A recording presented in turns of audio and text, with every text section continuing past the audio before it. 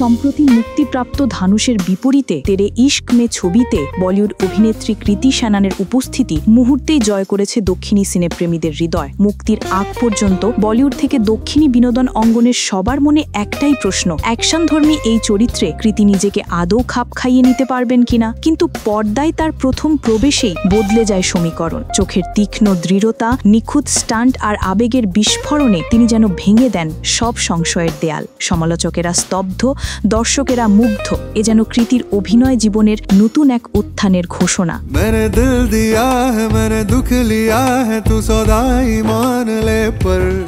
এদিকে ভারতীয় গণমাধ্যম সূত্রে জানা যায়, দক্ষিণী দর্শকেরা এই ছবি দেখার পর থেকেই দাবি করেছেন যে নেপোকিতদের স্বজনকৃতির কারণে অনেক ভালো অভিনেত্রী ভালো ছবিতে নিজেকে প্রমাণ করার সুযোগ পান না। গুঞ্জন, বলিউড এবং দক্ষিণী বিনোদন দুনিয়ায় এই ছবি ঘিরে নাকি কম চর্চা হয়নি। ছবি মুক্তির আগে অনেকেই নাকি দ্বিধাগ্রস্ত ছিলেন আদ্যন্ত অ্যাকশনধর্মী ছবিতে কৃতি নিজেকে কতটা মানিয়ে নিতে পারবেন।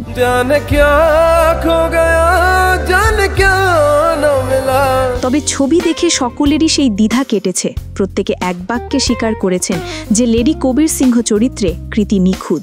এমনও বলতে শোনা যায়, এই ছবিতে অভিনয় করে কৃতি প্রমাণ করেছেন তিনি আলিয়া ভাটের থেকেও ভালো অভিনেত্রী। সঠিক সুযোগ পান না বলেই নিজেকে প্রমাণ করতে পারেন না।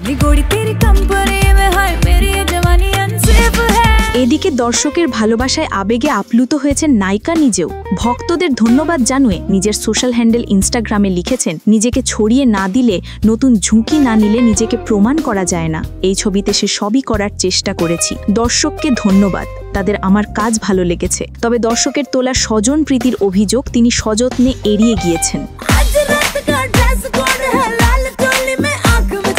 আনন্দ এল রায়ের পরিচালনায় নির্মিত এই সিনেমায় ধানুষ কৃতির পাশাপাশি অভিনয় করেছেন প্রকাশ রাজ, মাহির মহিনুদ্দিন, সুশীল দাহিয়া সহ আরও অনেকে।